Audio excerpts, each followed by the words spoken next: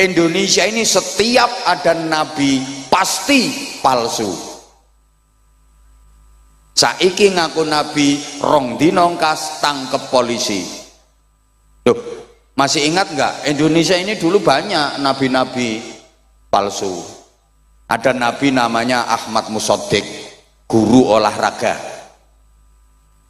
Katanya ditemui malaikat Jibril itu di Bogor. Ngapain malaikat Jibril kelayapan sampai Bogor? Ada nabi lagi namanya Suyuti, tukang cukur. Indonesia ini luar biasa. Di Malang ada nabi namanya Yusman Roy, itu yang mengajarkan sholat boleh diterjemah. Jadi kalau takbiratul ihram bukan Allahu Akbar tapi Allah Maha Besar. Nah, kena wong Betawi ya Allah gede banget. Kena wong Ponorogo Allah gedene ram. Nek Bojonegoro ya Gusti Allah gawedi. Nek wong Madura Allah Maha Jeraja tak iya. Di Jombang juga pernah ada nabi namanya Jari. Pokoknya Indonesia ini Masya Allah, setiap ada nabi mesti palsu. Allahumma sholli ala Muhammad. Ini adik-adiknya kok masih rame ya?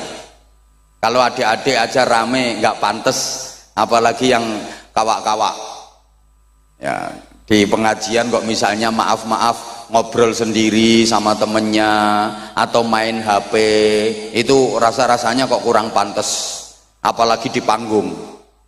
Kalau di panggung izin Kiai tepuk tangan nggak apa-apa kan. Kalau di panggung itu jadi pusat perhatian, di syuting, akhirnya nanti komennya netizen itu kadang-kadang ngeri.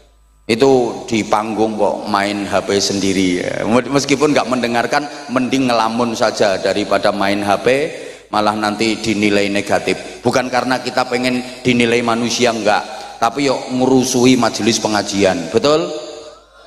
Allahumma sholli ala Muhammad. Oke, sekarang saya lanjut runutan dari masjid. Tadi Nabi Ismail diberi Masjidil Haram, Nabi Ishak diberi Masjidil Aqsa. Ringkes biar nggak kepanjangan karena saya mau pindah sampai kepada Nabi kita Muhammad Shallallahu Alaihi Wasallam.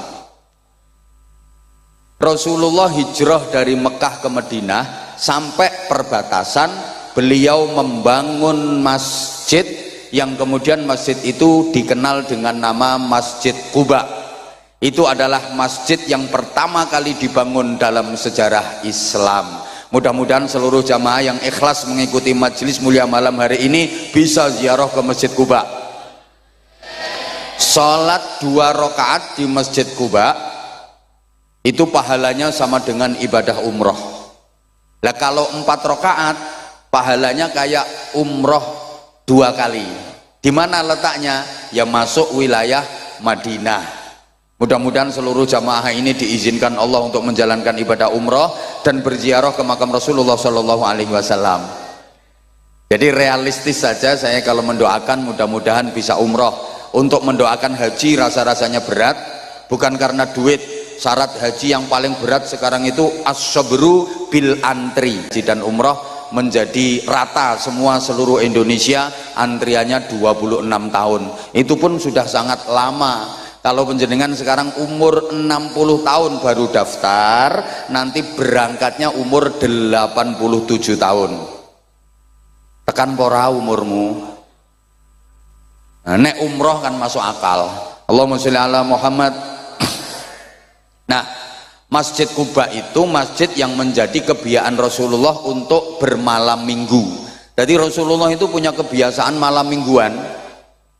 Tapi malam mingguannya Rasulullah Sabtu sore berangkat dari rumah menuju Masjid Quba, imma masyian wa imma raqiban. Kadang-kadang jalan kaki, kadang-kadang berkendara.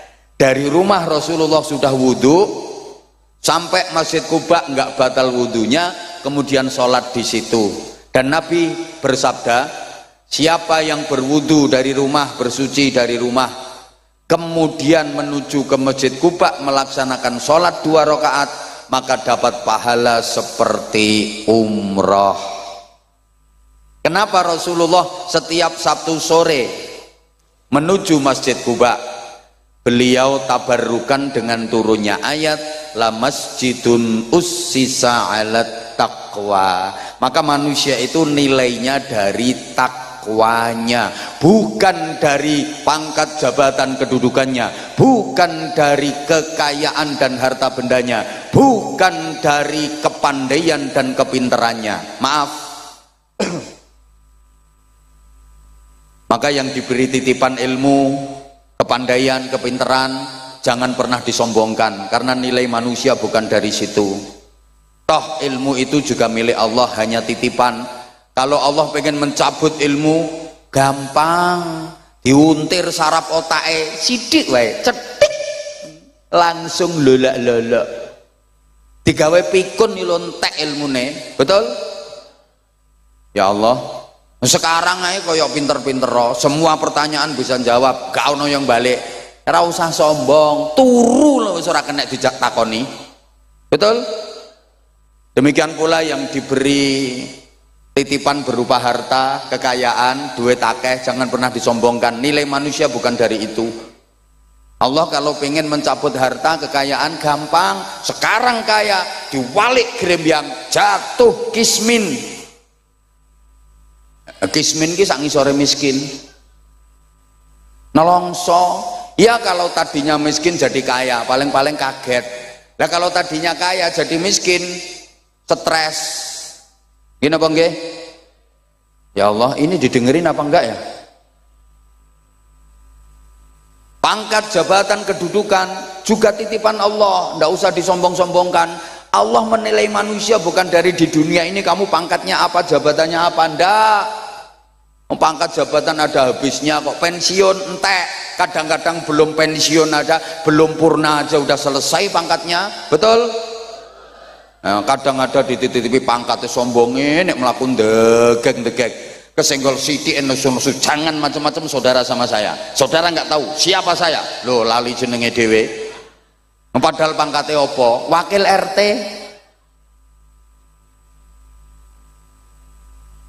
Jadi manusia itu yang dinilai takwanya, maaf.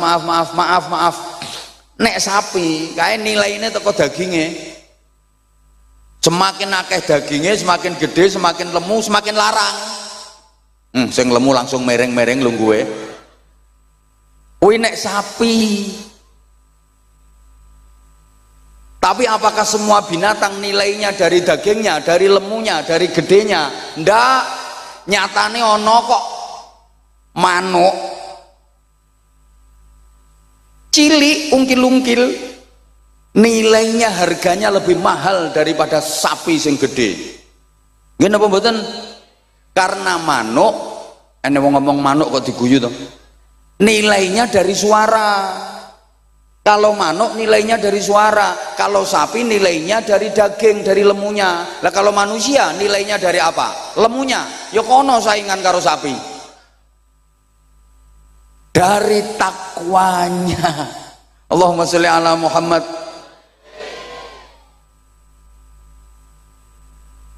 Masuk ke jantung kota Madinah, Rasulullah langsung nyari tempat yang strategis untuk membangun masjid. Yang masjid itu sekarang kita kenal dengan nama Masjid Nabawi di Madinatil Munawwarah.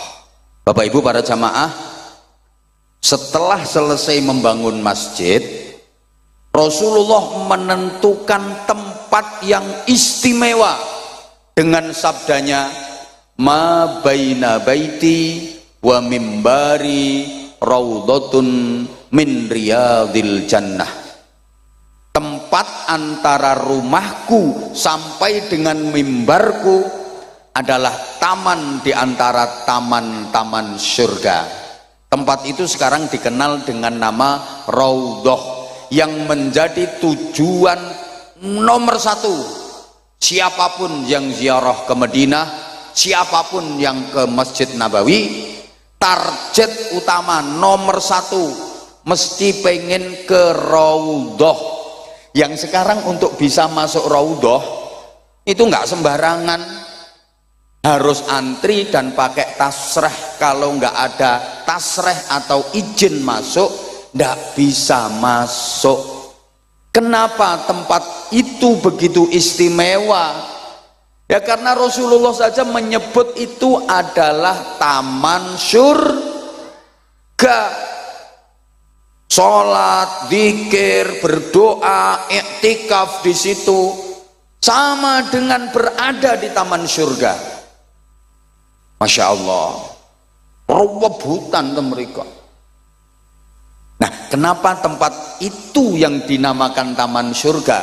Kok bukan semua bangunan Masjid Nabawi disebut taman surga semua?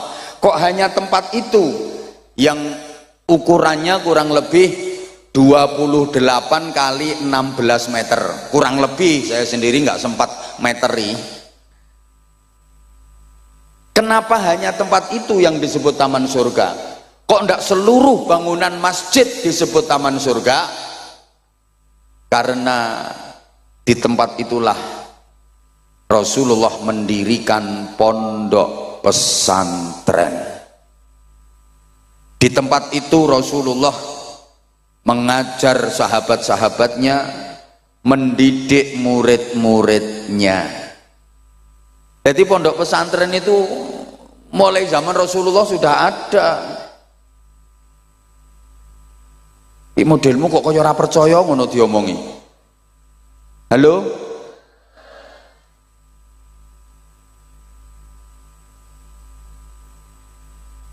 Pondok pesantrennya Rasulullah itu namanya Raudhatun min Riyadil Jannah, taman surga. Maka semua pondok pesantren yang ada di dunia ini besok akan diangkat oleh Allah menjadi bagian dari taman surga, termasuk Darul Istiqomah. Lah penghuninya siapa? Ya semua yang berkaitan dengan pondok pesantren, yang ngajar. Perjuangannya Kanjeng Nabi yo dirusui Abu Jahal, Abu Lahab.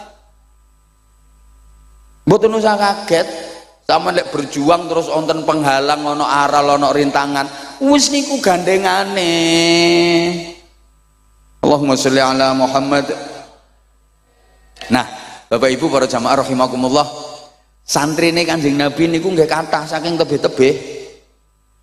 Wonten santri sing berasal dari Jerman, namanya Suhaib Ar-Rumi. Coba to, niki wong Eropa, dari Romawi Jerman datang ke Madinah, mondok ten kene Kanjeng Nabi. Wonten saking Asia Barat, Persia, namanya Salman Al-Farisi, mondok ning kene Kanjeng Nabi. Bahkan wonten saking Afrika, Bilal bin Rabah. Mulane pondok pesantren serius, pondok pesantren sepuh tingali, santrine rak saking tebih-tebih. Makanya pondok pesantren itu nek wis tenanan, santrinya dari jauh-jauh.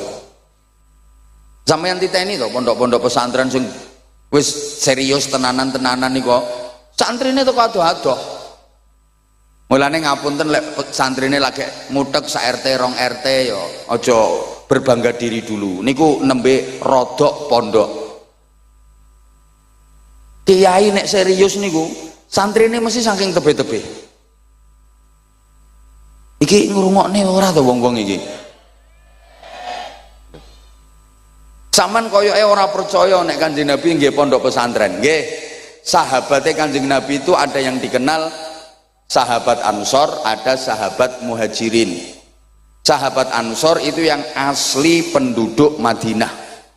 Sahabat Muhajirin itu asli penduduk Mekah, hijrah pindah ke Madinah. Nah, ini ada sahabat yang la minal ansor wa la minal muhajirin, bukan sahabat Ansor, bukan sahabat Muhajirin. Ini manggone nonggone teras-terase masjid, nonggone emper-empere masjid. Kemudian dikenal dengan nama ashabus suffah, penghuni teras, penghuni emperan. Terus kali Kanjeng Nabi didamelaken godak-godakan, manggene ten mriku wis ana pondok godakan, tinggalnya di situ, mondok di situ. Kepala pondok pesantrennya namanya Abdurrahman bin Sakhr yang kita kenal dengan nama Abu Hurairah. Allahumma sholli ala Muhammad. Nah, Rasulullah mengasuh pondok pesantren bersama dengan istrinya yang bernama Sayyidah Aisyah bintu Abi Bakrin Siddiq radhiyallahu anhu. Di antara istri-istri Rasulullah yang diajak ngasuh pesantren niku Sayyidah Aisyah. Makanya Kanjeng Nabi dawuh, sepeninggal Sayyidah Khadijah wafat, Kanjeng Nabi dawuh, inna ahabban nisa ilayya Aisyah wa inna ahabbar rijal ilayya abuha. Wanita yang paling aku cintai di dunia ini adalah Aisyah, sedang laki-laki yang paling aku cintai di dunia ini adalah ayahnya Aisyah, Abu Bakar Siddiq. Kenapa istri Rasulullah yang paling dicintai Sayyidah Aisyah? Apa karena beliau cantik? Ternyata bukan. Bukan karena beliau cantik. Memang Sayyidah Aisyah itu cantiknya luar biasa, sampai Rasulullah manggilnya itu mesra banget, ya Humaira, wahai yang cantik putih kemerah-merahan. Kalau di sini kayak mana ya Aisyah itu ya cantiknya ya. Ijen dan ini ya kesempatan saya ya pas gini tok ini dan kayak penceng ya ngacung, masa Aisyah ngono enggak Sayyidah. Nggak ada, ini tambah lemu ini. Nggak ada. Saking cantiknya. Tapi bukan karena itu Rasulullah paling mencintainya. Kenapa? Ya karena Sayyidah Aisyah yang diajak ngasuh pesantren karena keilmuan.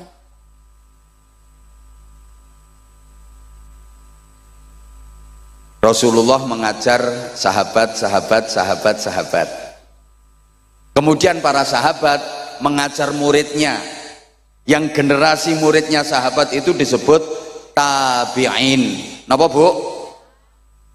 Pisan maneh sampean kersane ngertos selama ini kan mek krungu tabi'in bi ihsanin ila yaumiddin, tapi ditakoni tabi'in ki apa? Mbah, pokoke tabi'in. Generasi tabi'in niki murite sahabat, lek sahabat murite Kanjeng Nabi. Ayo tuh sayang nyaut, sahabat ki murite Kanjeng Nabi. Lah nek tabiin murite sahabat, ngoten. Lah sampai generasi tabiin ini didhawuhaken farubba muballighin au'a min sami'in. Akeh wong sing dikandani luwih bisa madai ilmu tinimbang sing krungu langsung. Sing krungu langsung teko Kanjeng Nabi para sahabat. Kalau tabiin ora krungu langsung teko Kanjeng Nabi, tapi dikandani para sahabat. Banyak generasi tabiin yang lebih bisa menampung ilmu dibanding para sahabat. Makanya kalau kita teliti Bapak Ibu para jamaah, khususnya ustadz dan ustadzah, disiplin-disiplin keilmuan dalam Islam itu banyak yang lahirnya pada generasi tabi'in, kayak ilmu tafsir, ilmu usul fikih, ilmu nahwu, itu lahirnya pada masa tabi'in. Zaman sahabat belum ada. Sampean pernah dengar Sayyidina Abu Bakar Siddiq bahas nahwu misalnya, Sayyidina Umar bin Khattab bahas sorob? Tidak ada. Allahumma sholli ala Muhammad. Jadi disiplin-disiplin keilmuan berkembang pesat, melahirkan berbagai macam disiplin ilmu itu pada generasi tabi'in. Nuwun sewu. Makanya biasanya pondok pesantren akan mengalami masa keemasan itu di generasi ketiga, cucu.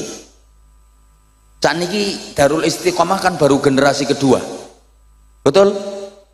Astagfirullah, orang nyauti. Pendirine sampun sedo. Saat ini namanya generasi kedua. Belum masa keemasan. Istiqomah, Darul Istiqomah. Harus tetap optimis. Biasanya nanti puncaknya pada generasi ketiga. Putra-putrane beliau-beliau. Nek beliau-beliau ki sek dereng niki wong sek kaya ngene modele. Ijen Kiai.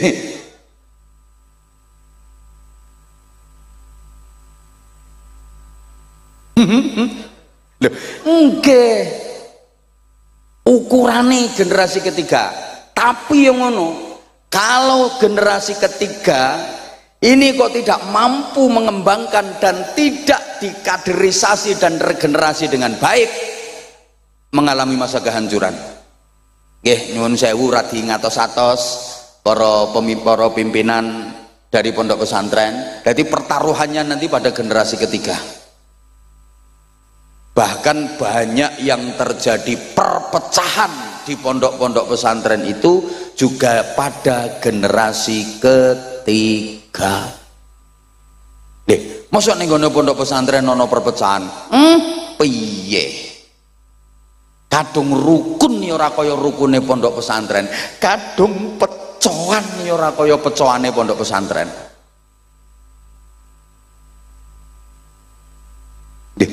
Kula ngemotake. Halo.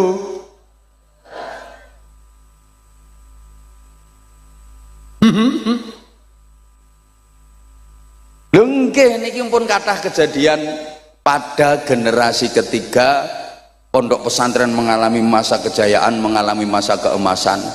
Tapi juga banyak pada generasi ketiga itu pondok pesantren mengalami masa kehancuran. Artinya kehancuran itu ya entek santrine, hanya tinggal nama. Loh, saya tidak memeden-medeni, enggak. Tapi bagaimana para sahabat mendidik murid-muridnya tabi'in menjadi generasi-generasi hebat, sehingga ini bisa dijadikan ukuran. Seorang guru disebut sukses kalau bisa mempunyai murid yang kapasitas dan reputasinya melebihi gurunya. Allahumma sholli ala Muhammad. Saya ulang, kiai disebut sukses kalau mempunyai santri yang reputasinya bisa melebihi kiainya. Itu baru sukses. Sama halnya orang tua disebut sukses dan berhasil kalau mempunyai anak yang reputasi dan prestasinya melebihi orang tuanya. Izin, saya bisa dan berani mengatakan ini Pak Kapolsek ya. Bapaknya Pak Kapolsek itu orang sukses karena bisa mendidik dan membimbing putranya, mengantarkan putranya sampai menjadi Kapolsek. Izin Pak Kapolsek, bapaknya profesinya bapaknya petani, perangkat desa, petani, tukang dakwah, tukang idak-idak sawah. Izin, tapi bisa mengantarkan putranya menjadi perwira, menjadi Kapolsek. Berarti ini yang hebat bapaknya, bukan Kapolseknya. Izin, rasa dikeploki wong sing hebat bapaknya. Nah Pak Kapolsek ini berhasil apa enggak, sukses apa enggak, lihat nanti putra beliau. Nah kalau putra beliau bisa jadi Kapolres, sukses ini Pak Kapolsek. Lah nek bapaknya Kapolsek kok putrane Hansip, gagal berarti Kapolsek. Izin dan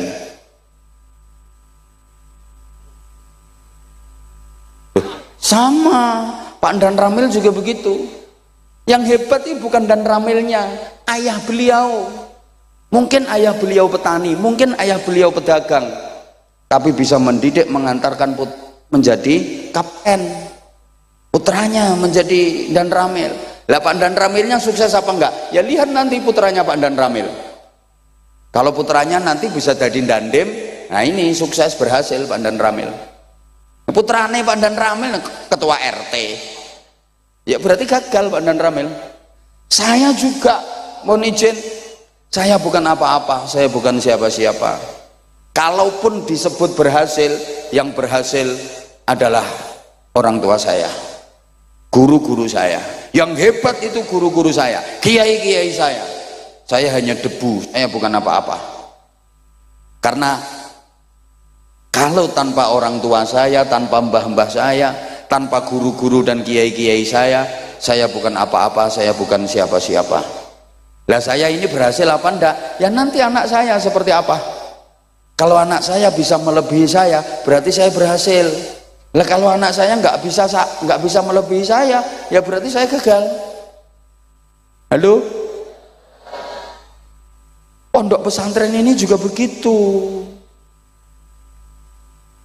Akan berhasil ketika bertambah dekade tambah berkembang, tambah dekade tambah berkembang, makin manfaat makin barokah. Bukan hanya dari segi kuantitas, santrinya tambah banyak, itu juga belum bisa dijadikan ukuran. Tapi yang terpenting justru adalah kualitas.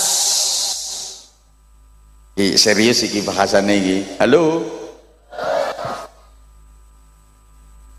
Wes selesai, ringkes, turun. Tadi dari Nabi Ismail, Nabi Ishak sampai ke Rasulullah, sahabat, tabiin, turun sampai ke Indonesia, sampai ke Ponorogo, sampai Balong. Masuk ke Indonesia ini dibawa oleh para aulia, para ulama sekitar abad ke-14 pasca runtuhnya kerajaan Majapahit. Jadi Bapak Ibu para jamaah, dibanding negara-negara lain di dunia ini, Islam masuk ke Indonesia itu agak telat, abad ke-14. Ini secara pergerakan ya, kalau secara individu di abad ke-12 sudah ada, tapi secara pergerakan baru pada abad ke-14. Padahal Islam sudah merambah ke wilayah lain di dunia ini di akhir abad ke-6 dan di awal-awal abad ke-7. Islam sudah masuk Spanyol. Ngertos Spanyol nggih?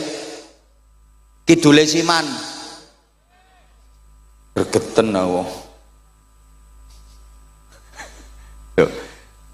Abad ke-7 Islam sudah masuk Spanyol, dibawa oleh Torik bin Ziyad. Makanya adik-adik santri kalau ngaji Nahwu Alfiyah Ibnu Malik itu karangannya ulama asli Spanyol, namanya Syekh Muhammad Jamaluddin bin Abdullah bin Malik Al-Jayyani Al-Andalusi. Jadi yang ngarang Alfiyah Ibnu Malik itu orang Spanyol, bukan orang Balong. Hui, Islam sudah sukses membangun peradaban di sana. Islam masuk Rusia itu ya abad ke-7. Taman lek krungu ana wong maca hadis rawahul Bukhari, hadis ini riwayat Imam Bukhari, rumangsamu Bukhari tonggomu bakal sego goreng. Orang sana, ya Allah, Islam sudah masuk ke Irak, Mesir, ya abad ke-7, masa-masa Amr bin As jadi gubernur Mesir. Dah tak ringkes saya, Islam masuk Iran awal abad ke-7 yang membawa Abu Ubaidah Ibnul Jarrah. Makanya adik-adik santri Pondok Darul Istiqomah lek ngaji kitab Fathul Qorib Al-Mujib, itu karangannya siapa? Syekh Ahmad bin Husain bin Ahmad Al-Asfihani. Asfihan itu kota terbesar kedua di Iran setelah ibu kota Teheran, yang disinyalir menjadi pusat pengayaan uranium nuklir. Makanya Amerika Serikat itu takut sama kota Asfihan. Infonya, satelit pengawas keamanan Amerika Serikat selalu dihadapkan ke Asfihan. karena di situ menjadi pengayaan uranium nuklir. Ternyata Amerika Serikat yang katanya negara adidaya, negara superpower, negara kuat itu takut sama nuklir, kalah karo wong Ponorogo. Nuklir masuk Ponorogo dimakan, soalnya dadi bakso nuklir, ya toh. Ternyata wong Indonesia ki sakti-sakti, panganane bakso granat. Aku kapan itu pas lewat di Ponorogo ki ono warung itu tulisane sedia nasi bebek sambal mercon. Wong Ponorogo sambelnya mercon. Wah, Indonesia ini ternyata sakti-sakti. Bener, tongsengnya dipangan, tong karo seng lo dipangan. Loh.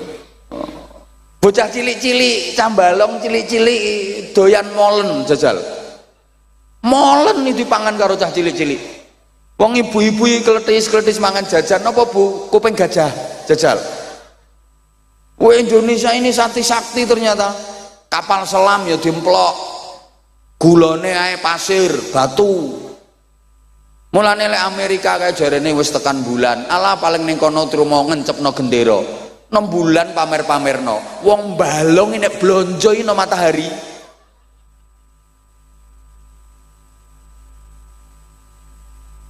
Ya ora kobong kok. Ya Allah ya Karim. Wes. Jadi Islam masuk ke Indonesia abad ke-14 itu dibawa oleh para wali terus sampai masa penjajahan. Nah, ini nanti bagaimana peran ulama, kiai, santri dan pondok pesantren untuk Republik tercinta ini.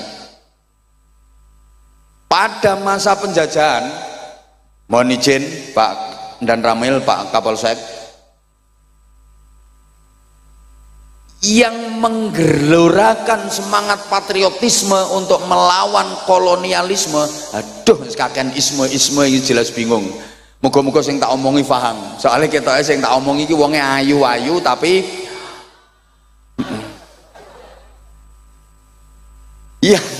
yang menggelorakan semangat perlawanan melawan penjajah itu ternyata ya para kiai, para ulama.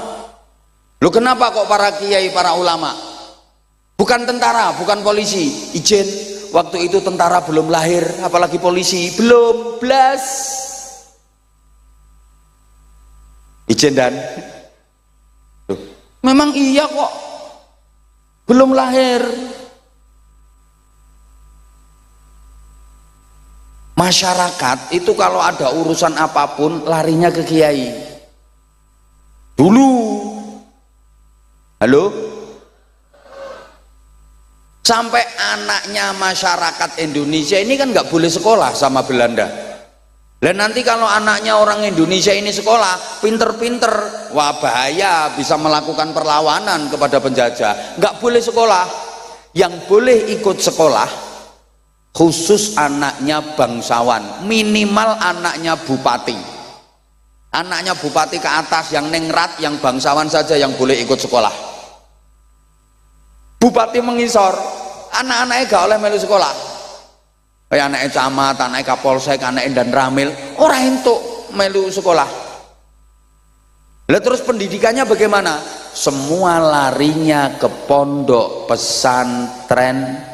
Pendidikan dari anak-anak masyarakat semuanya ke pondok pesantren, dan di pondok pesantren itulah mereka digembleng untuk mencintai tanah air, ditanamkan kuat hubbul waton minal iman, cinta tanah air bagian dari iman, ditanamkan kuat melawan penjajah hukumnya fardu ain, kalaupun mati, matinya mati syahid.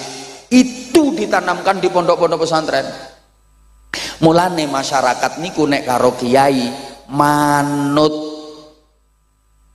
Jadi problematika keumatan itu bisa diselesaikan pada tingkat kiai. Zaman biyen ngoten, masyarakat itu urusan opo wae marane rak ten ngene kiai. Nggih napa nggih? Lho, nganti tekan saiki masyarakat lek karo kiai manut. Mulane lek badhe pilih-pilihan ngoten nika, mbah pilihan kepala daerah, mbah pilihan DPR, Ya calon-calon ini mesti do marono gone kiai, lebek kok main kiai. Dijaluki dukungan, soalnya ngerti nek masyarakat manut karo kiai. Sing arep nyalon kae. Do moro kabeh nang gone kiai, walaupun kok nek wis dadi ya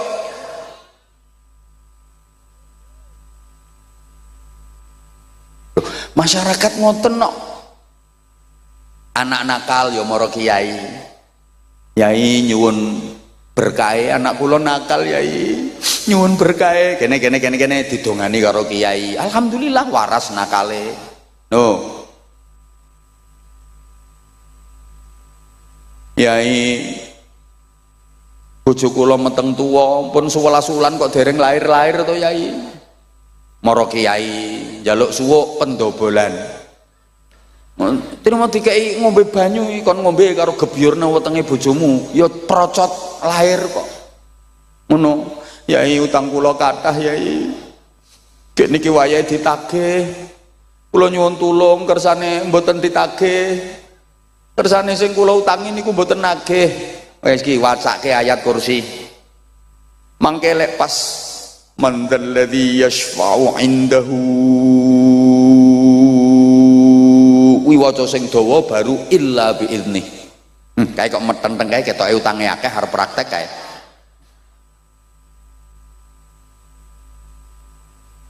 Ngono ya ora ditagih tenan kok. Utang kula kathah yai, nyuwun dongane kersane cepet lunas. Gampang, wacake ayat kursi ping 10.000 tanpa ambekan. Lunas wong-wonge. Ono apa mawon wong biyen niku mara kiai kok. Yai bojo kula niki kok cerewet ram. Esuk ngomel lawan ngomel, sore ngomel, kula nyuwun donga sing kena nggo mbungkem cangkeme wong wedok yai. Gampang kae wacake summum bukmun umyum fahum la yarjiun. Ya diparingi padahal kiai ini nembe berarti celatu bojone. Malah ana donga Jawa nek iki jan ampuh tenan iki. Penting ya kanggo bapak-bapak sing bojone cerewet. Kene pengen waras cerewete entenono bojomu turu. Yang paling ampuh disuwuk pas turune mangap. Nek wis kira-kira tanek gek turune mangap kae, sampean lungguh sandinge wacake sebut jenenge bojomu. Pomo kok bojomu ki jenenge Sumiati. Bismillahirrahmanirrahim. Cilika cilikem. Bumi mengo. Cangkeme Sumiati mingkem. La ilaha illallah Muhammadur Rasulullah. Kayak sebul ke cangkeme kae. Beres. Ibu-ibu sing rumangsa cerewet siap-siap. Engko bengi kathek lambemu isis. Disuwuk sampean berarti. Mulane gek nang pasang jebakan nae sampean. Nek krasa lambemu isis berarti disuwuk, Bu. Wong wedok cerdas ya pasang jebakan kok. Wis pokoke pura-pura turu padahal asline isih melek. Wis krasa nek arep disuwuk. Ge sing lanang ngintip terus, wis turu apa urung, wis turu apa urung. Akhire sing wedok pura-pura. Sing lanang mlebu kamar mlakune jinjit kae. Kaya pendekar kungfu kae. Sing wedok karo merem kuwi ndang mrene yo ndang. Ndang mrene yo arep nyuwuk to. Bareng dijenggileng karo sing lanang. Yes, tanek iki. Sing wedok kudu guyu diempet. Sing lanang leh mantep kae. Auzubillah. Bismillah. Cilika cilikep. Bumi mengo. Bareng arep disuwuk kae sing wedok melek. Wek.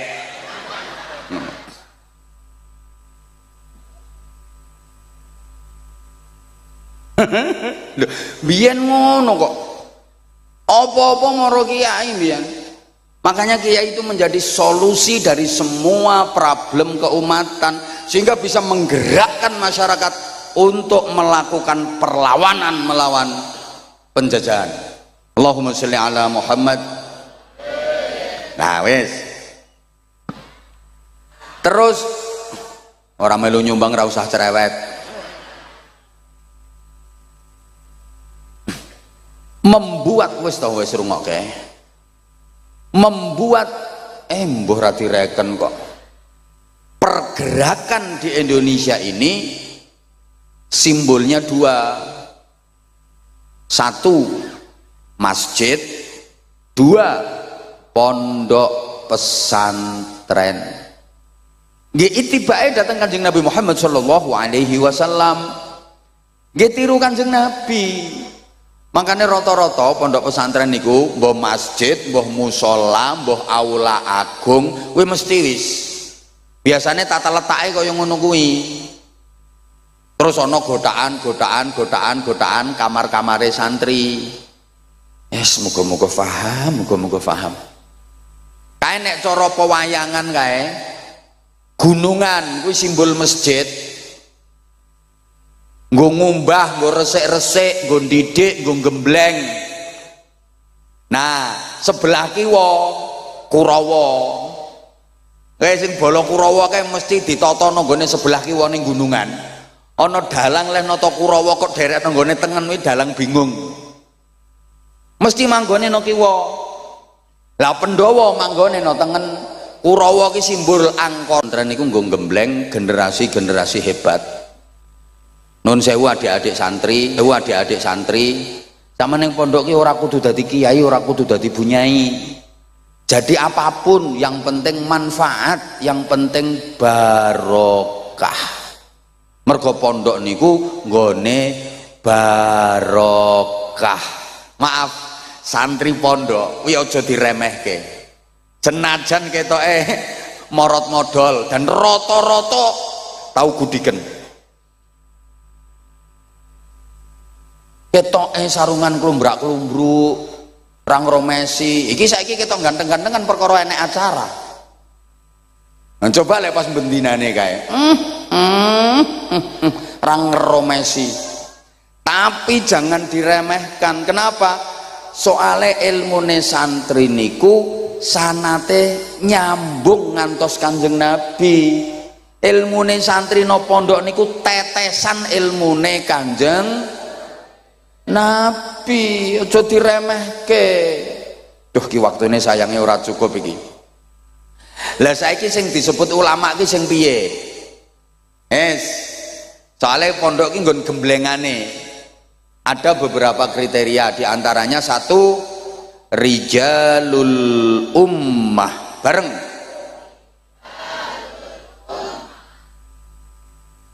Community leader. Bareng.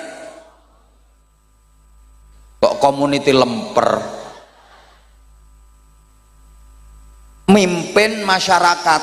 Nun sewu. Jadi kiai niku mboten namung mimpin santri, tapi yo mimpin umat, mimpin masyarakat. Nah, mimpin masyarakat kuwi luweh angel tinimbang mimpin santri.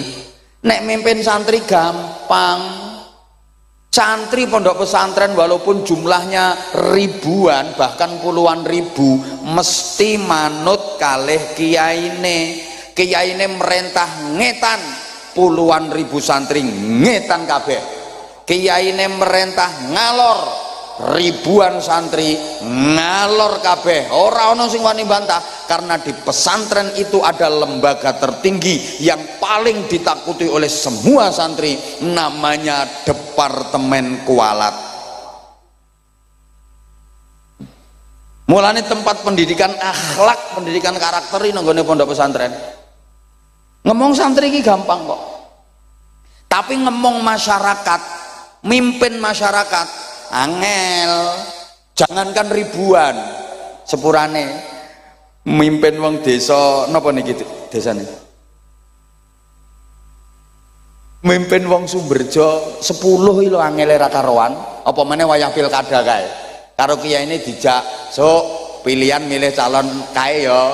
Niki wong 10 iki sing 7 malah ngomong ngene, "Ngapunten Mbah Yai, pun angsal ndunduman keng mriko kok." Leres angel. Mulane dalam ngomong masyarakat niku menerapkan niku cara tembang lir-lir kae cah angon. Dadi duwe sifat angon. Angon itu kan ngemong. Bu. Ngemong angon itu mengetutkan. Apa ya mengetutkan itu? Mengintili. Angon niku manggone nang ngarepe apa nang mburine?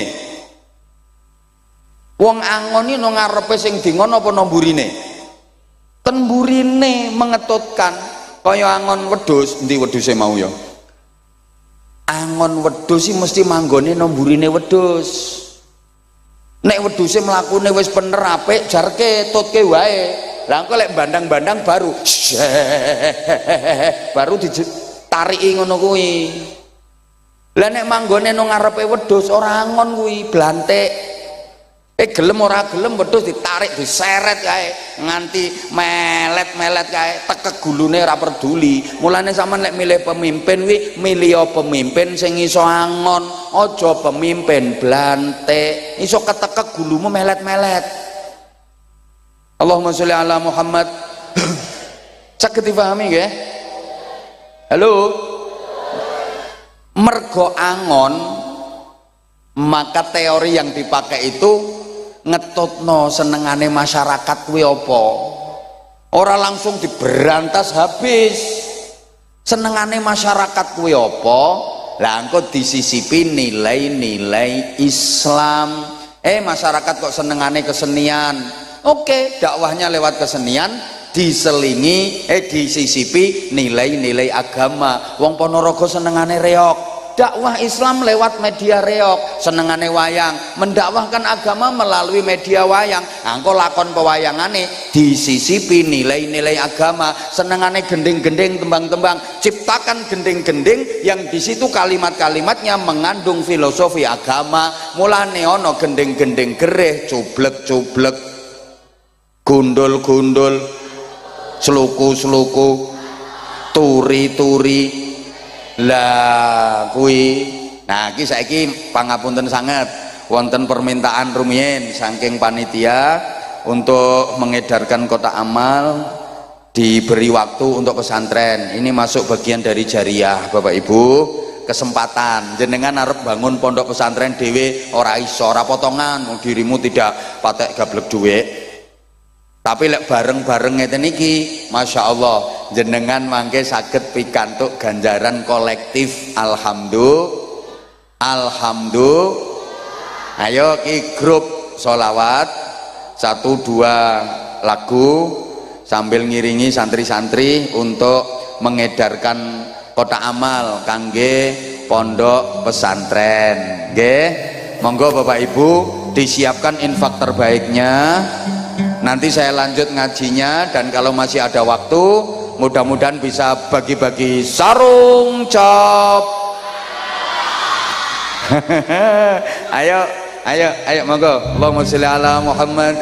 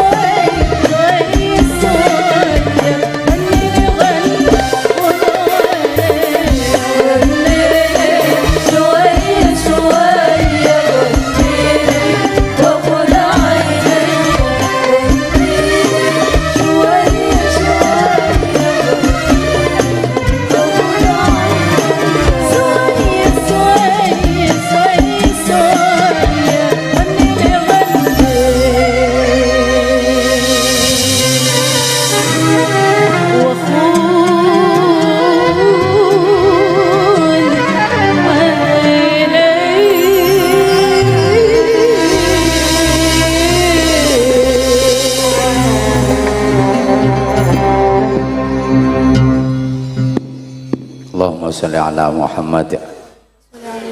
Mewakili panitia dan keluarga besar Pondok Pesantren mengucapkan terima kasih infak dan jariyahnya penjenengan. Jazakumullah khairan katsira wa jazakumullah ahsanal jaza. Amin Allahumma.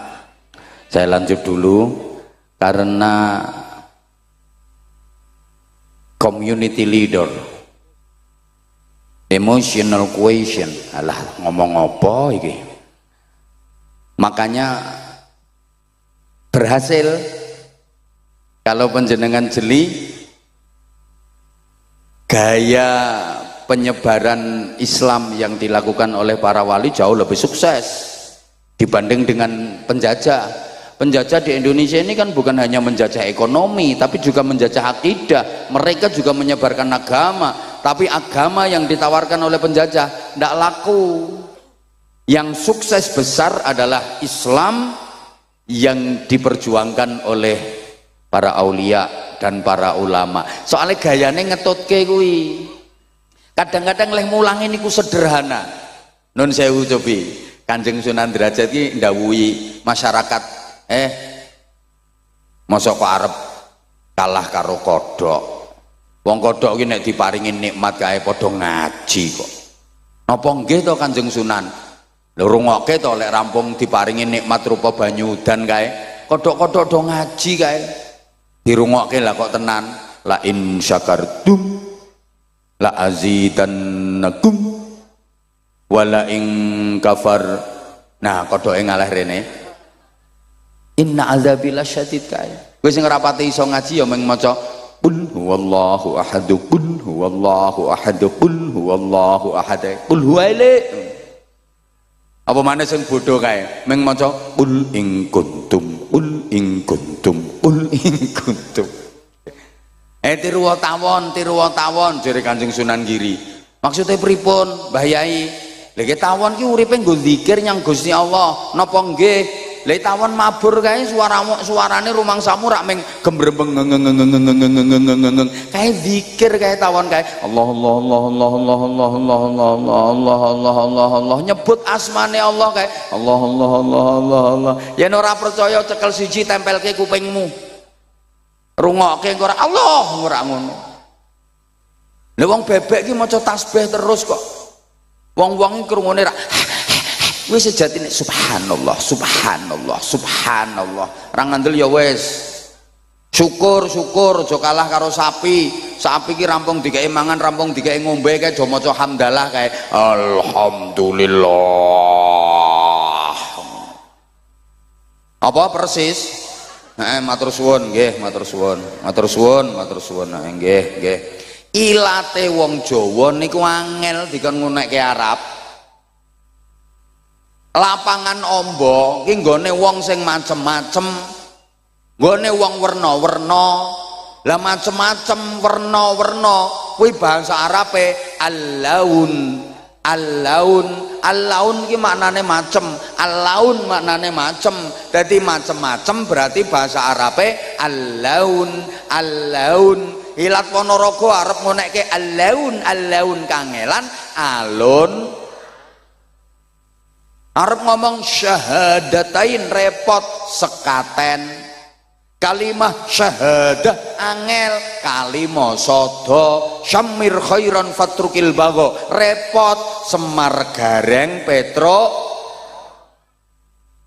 Ini ngulangi ibadah kayak orang langsung disebut sholat. Mergo napa? Le wong biyen niku dereng kenal sholat, ning wis kenal pangeran.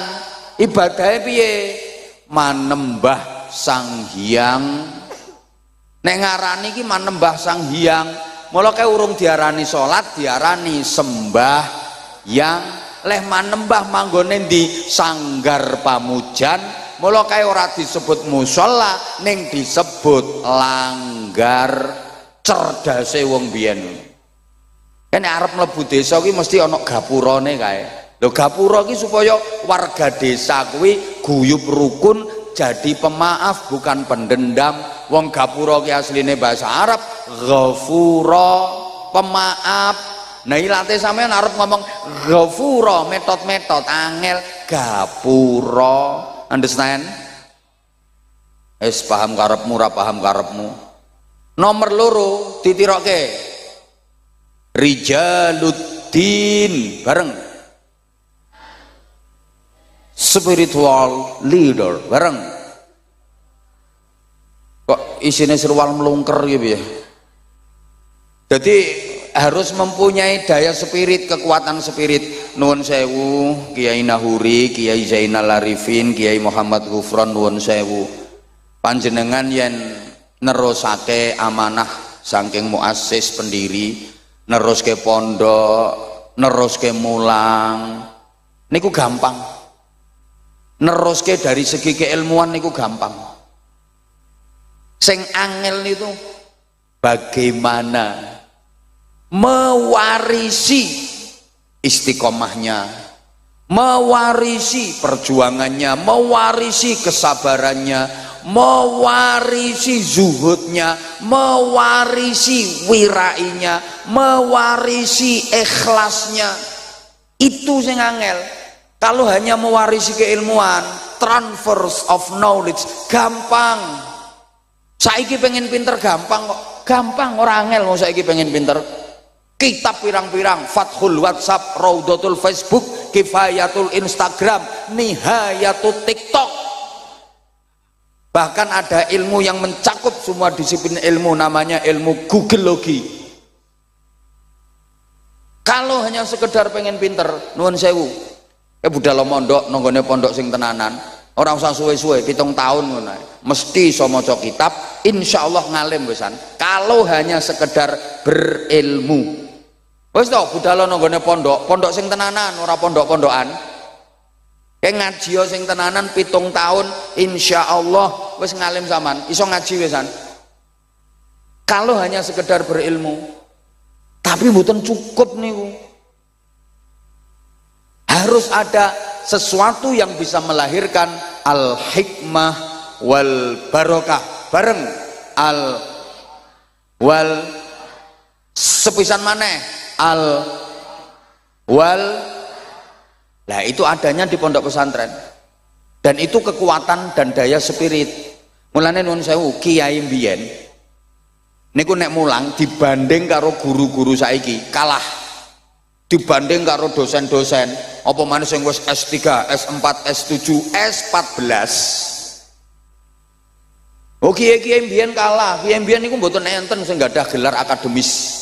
Kalau kok dereng kepireng kiai-kiai zaman biyen kok enten doktor IR, terus mburine MSI, MPDI, MHI, MM, MH, SH, terakhir BH. Ora ono. Gayane mulang yo kadang mboten penak dibanding karo ustaz-ustaz saiki, kalah. Wong donga ora patek fasih kok. Allahumma inna nasaluka salamatan bidin wa ngafiatan fil jasad, hiada tampil ngilmi wa barokah tampil rezeki, tobatan qoblal maut, rokematan ngindal maut. Saiki kan fasih-fasih ustaz-ustaz saiki Rabbana atina fid dunya hasanah wa fil akhirati hasanah. Lah muni kok sampai indil-indile merotoli kae. Lho kadang mulangi ora cetha kok. Gek kitabe wis mblobor. Sasane iki wis mblobor, kitab lawas nganggo kacamata kandel kae. Mulang santrine kae. Al jamalu utawi untu. Unta lho diwaca untu. Lah santrine ono sing ngerti kae. Niku maknane unta Mbah Yai. Aku wis ngerti. Kuwi unta sing duwe untu. Kuwi bahasa Arabe jamal, nek rande untu kuwi nakoh ya. Kiai iki mau kalah. Wal jaradu lan lawang, walang iki diwaca lawang. Jare santrine, walang Mbah Yai. Lah iya, walang sing mlebu teko lawang. Wal hayatu lan alu, ula Mbah Yai. Lah iya ula gedene sak alu. Nek cilik kuwi cacing ya le. Wal ghanamu lan kembang, kambing Mbah Yai, kambinge mangan kembang. Nah, tapi ngono nyatane santrine kok hebat-hebat ayo. Bahkan tokoh-tokoh besar negeri ini mayoritas adalah alumni pondok pesantren. Para pendiri republik ini mayoritas adalah orang-orang yang pendidikan karakternya ta'limul muta'allim, bidayatul hidayah, sulamut taufik. Halo? Coba para pahlawan nasional, pejuang-pejuang republik ini, wih, banyak lulusan pondok pesantren, banyak kiainya. Kiai Mojo, mau kiai tenan niku, ngalim niku. Bolone Pangeran Diponegoro. Ya Pangeran Diponegoro niku ngalim, namanya aslinya kan Abdul Hamid, apal Quran, menguasai qiraah sab'ah. Lho saniki peninggalane wis ana Fathul Qorib, Fathul Muin. Kiai niku. Halo? Ono Kiai Tengku Umar, ono Kiai Sultan Hasanuddin, kata lah kayak sampean lali po resolusi jihad Indonesia iki wis diproklamasikan merdeka, tapi mau direbut kembali sama sekutu kayak kedaulatannya mau direbut kembali. Iki sudah merdeka apa ora? Sapa sing gerakno kae? Resolusi jihadnya Hadratus Syekh Mbah Hasyim Asy'ari sing menggerakkan para kiai, para santri, warga masyarakat sekitar. Lho sampai pimpinane tentara sekutu sing jenenge Brigadir Jenderal Malabi kae, sing manteni santri kae. Dudu tentara, dudu polisi, ijen Pak Kapolsek Pandan Ramil, tentara polisi urung enek kok. Sing mateni santri, aku ngerti dhewe pas nonton filmnya kuwi. Ya film yo fakta sejarah kok. Ngono lho. Waduh waktune rek. Mulane di awal-awal kemerdekaan kae pas sapa jenenge Bapak Pendidikan Nasional Ki Hajar Dewantara sowan Presiden Soekarno. Disuwuni saran, apa saran Bapak untuk generasi bangsa ke depan? Pesene, wahai paduka yang mulia Presiden Republik Indonesia, jangan menomorduakan pondok pesantren, jangan menganaktirikan pondok pesantren, apalagi sampai meninggalkan pondok-pondok pesantren, karena cikal bakal berdirinya negeri ini adalah kiai, santri, dan pondok-pondok pesantren.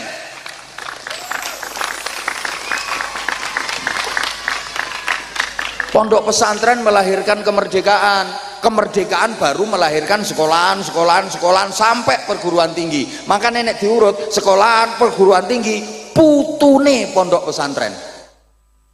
Mulane lek ana pejabat diaturi undangan ten pondok kok kersa rawuh kaya Pak Camat, Pak Kapolsek, Pak Dan Ramil, insyaallah barokah. Apa maneh gelem melu nyumbang, ya ndukung dan seterusnya. Titenono pejabat sapa wae katik mengkhianati pondok pesantren mesti kuwalat, mesti tenanan nih. Halo